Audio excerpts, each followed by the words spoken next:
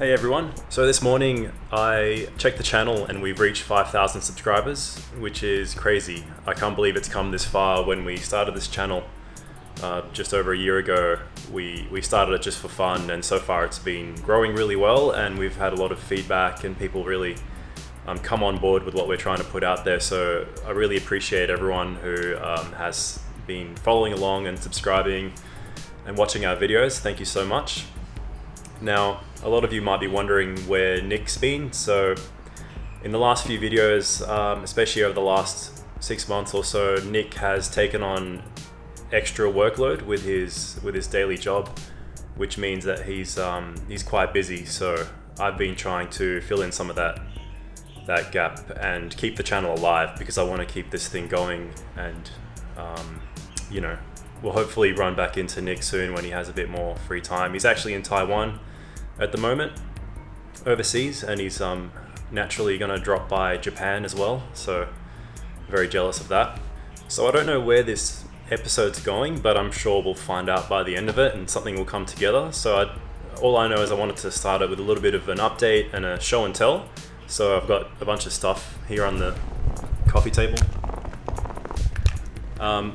So speaking of numbers and reaching 5,000, one of the things I have here is this little zine by one of my favorite YouTubers, Nick, who runs NickExposed.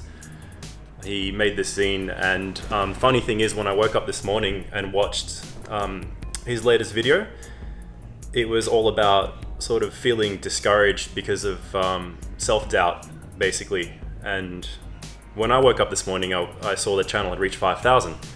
And having watched his video, it was talking a lot about numbers and like trying to get more followers on YouTube, and the fact that you shouldn't really worry about those numbers, but inevitably you can't help but you know, keep track of those kind of things. And you know, it was just all about self-doubt, which is really interesting, because I went through a phase about maybe 3 weeks ago of like that same really immense sense of self-doubt, and basically wondering what's the point of doing what I'm doing, whether it was, you know, not necessarily this channel, but just in my everyday life, in work and photography. I think we all go through that, and I think it's just always a matter of trying to know that there's always going to be a sense of negative with a positive, and that you will come back from that. And I, you know, took a few weeks to really get out of that deep kind of sense of self-doubt, and I feel encouraged and motivated again, at least, you know, to keep doing what I'm doing and creating stuff. So with the zine, this is like, it's really interesting because this, I'll show you some pages here. So this is a zine of black and white photos that Nick shot and edited completely on his iPhone, which is quite incredible. So if that's not inspiring, I don't know what is. That's really cool. All right, so the next item I've got here is, it's another zine.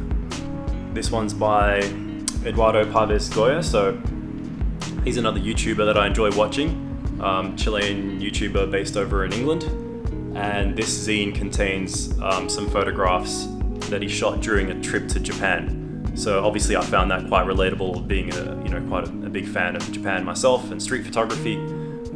This one's worth checking out. I don't know if he still has any copies left, but I'll show you a few pages from this as I'm talking about it right now.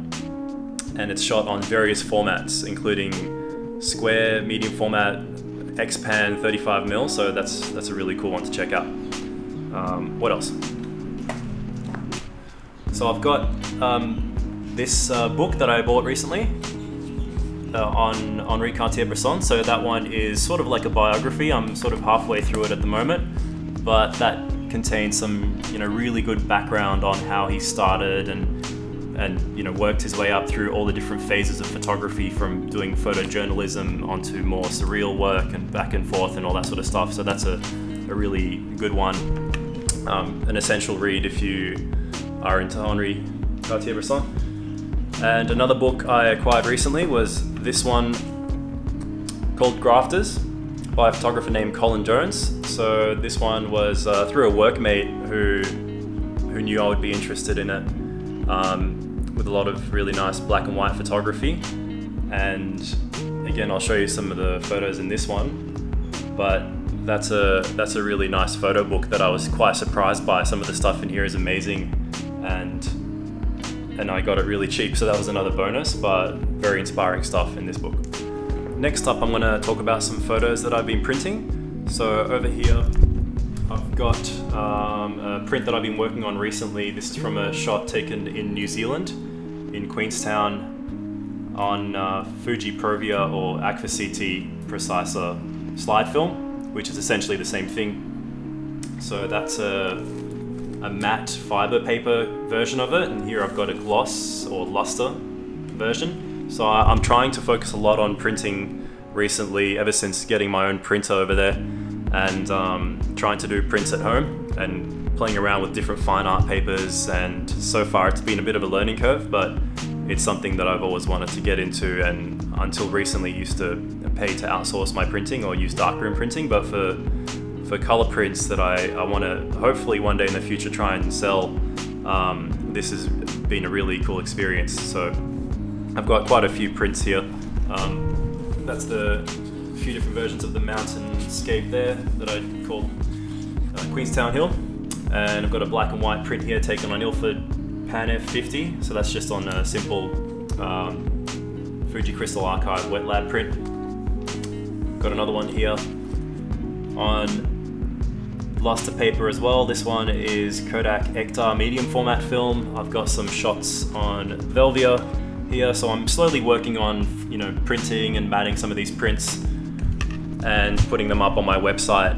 In fact, that's one that I've taken quite a long time ago before I got my own printer, that was done on Canson Rag photographic matte paper on a photo that was taken on 35mm Ektar, so I'll show you that one. Maybe I thought I'd talk a bit about what I've been shooting with recently. So I've just been shooting with my usual 35mm cameras, the Nikon FE and the Leica M4. So for the Leica M4, I have been shooting with a 35mm lens, but I've got an upcoming trip this year and I wanted to have a longer lens for some landscape and detail work. So I purchased this 90mm Tele Elmerite lens, which is, for a 90mm lens, it's quite tiny. It's really light. It weighs just over 200 grams, and that's what I love about this. And what inspired me to get into this was I had recently been shooting with a long prime, something I'd never done before, on a couple of lenses I had borrowed from my friend Brock. So speaking of which, what I used to shoot those was this Minolta XG1. So that's another camera I'd been using recently. It came with a 50mm f2 lens, which was okay, but then I had the chance to borrow this 50mm f1.4 lens, which is quite nice, and also I borrowed a 135mm lens, which was quite different for me, shooting a long telephoto, and I used that for some portraits and even some street photography, which was something quite different. And I was always inspired by the way you can actually use a telephoto lens on the street, like Saul Leiter and some of those great photographers. So as for the camera itself, XG1, if I'm being honest, I didn't really love this camera. It just felt a bit sloppy to use, and you have to use it in order for the actual meter to work. If you're using it in manual, the meter doesn't show up, and I found that really strange, really weird. I thought it was a defect with the camera, but I looked it up, it's not, it's just how it works. The advance feels a bit sloppy, and the focusing screen is not very nice. So comparing this to Sarah's Minolta X700 or even her previous X300, they were much better cameras. So I do love Minoltas, but this particular one, it's okay. I wouldn't recommend it if you can just spend a bit more and get one of the higher series. Didn't really love this camera, but the lenses were great. So I have been posting some of the photos I took on that roll of Superia Premium 400 on this camera and some of those borrowed lenses on my Instagram page. So you can feel free to check them out if you want. And I use that to inspire me to buy the 90mm lens on the Leica. And I took that onto the streets and did some shooting with that and my usual 35mm on another roll of Superia Premium. So that brings me to the next thing on the table, which is this 2 rolls of negatives here. So I had one of those developed, and I developed one myself because it was Kodak Vision 3. And I'm gonna go take those to Film Never Die later today and scan them. So today's video is just gonna be a bit of, I'm gonna head out and see what I run into and what I end up doing and maybe what photos I take. And you can follow me along for the day. We'll catch you soon.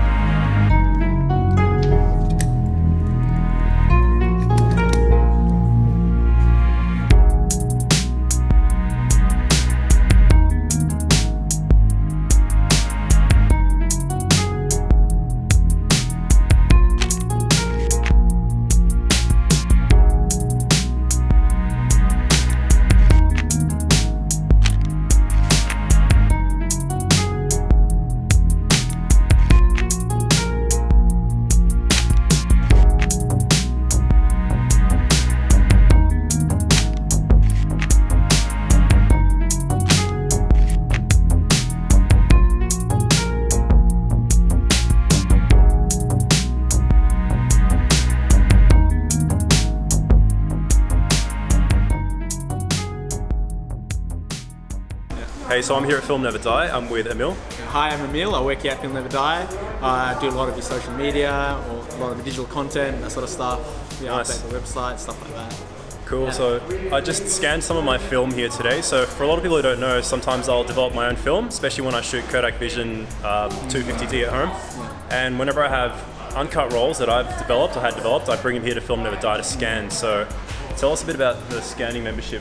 Yeah, the scanning membership started probably early last year. Yeah. Started off with a pack on, but we moved to the Fujifilm Frontier system. Yeah.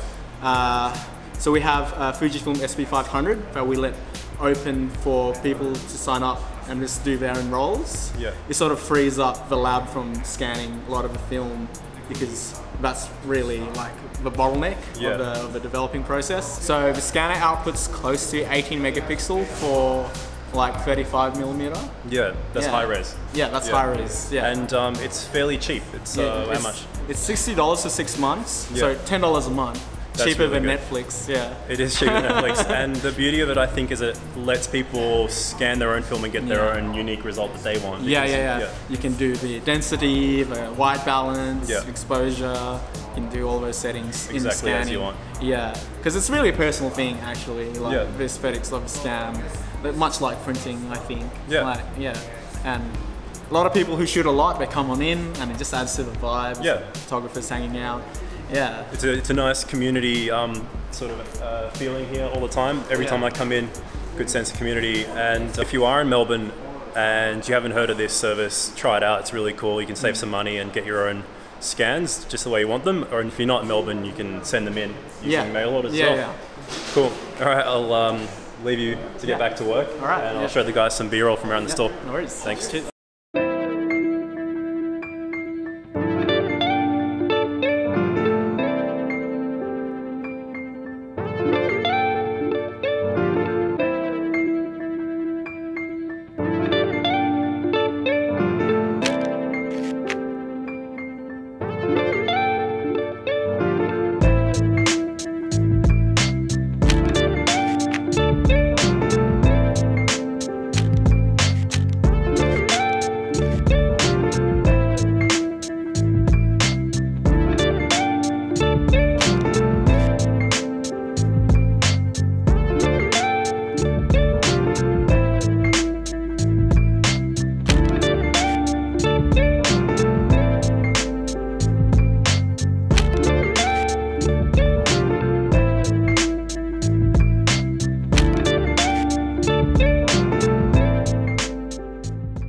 I'm back home now, and I'm just going over some of this footage from the stuff I did today, because I initially didn't know if I had enough content to make an episode, but I think I'm going to go ahead with it.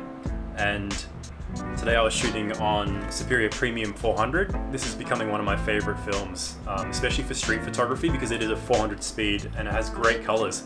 What I find about it is it has this really nice painterly look, and by the time you're seeing this episode, you'll be looking at some of those shots, and hope you enjoyed some of those. They were all taken on the Nikon FE with the 40mm lens. I got out there, shot some street during the day, and then I went and got some work and stuff done.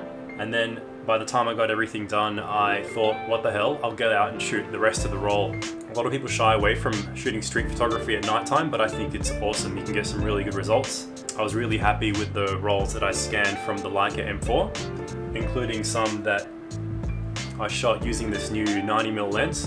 Thoroughly impressed with this lens. So, as I keep talking, I'll show you some of those shots that I scanned today. One roll was Kodak Vision 3, the other one was Superia Premium 400. In case you're wondering where to get Superia Premium 400, I get it on Amazon Japan, so you have to go onto the Japanese version of Amazon and find options that ship to your country, and that really works out quite cheap, not much more from buying it locally over there. So, I hope you enjoyed this short update video and sort of a street photography vlog of this roll of film that I shot today. Now, I've got a few ideas for some of the next episodes. I want to do a review, so if you want to see a review of anything in particular, let me know. I'll see if I can get my hands on it. There's a couple of things I have my hands on already that I've been thinking about doing a review for. One of them is the Olympus XA. I've shot a couple of rolls with this, and I think it's it might be worthy of a review, but there are quite a few out there, so let me know if you want to see that. And also the new Impossible Project, or now rebranded to Polaroid Originals instant film. So I don't do a lot of stuff on instant film, but I thought that could be interesting if anyone wants to see it, or really just let me know anything else. So thanks for watching, and I'll catch you on the next one.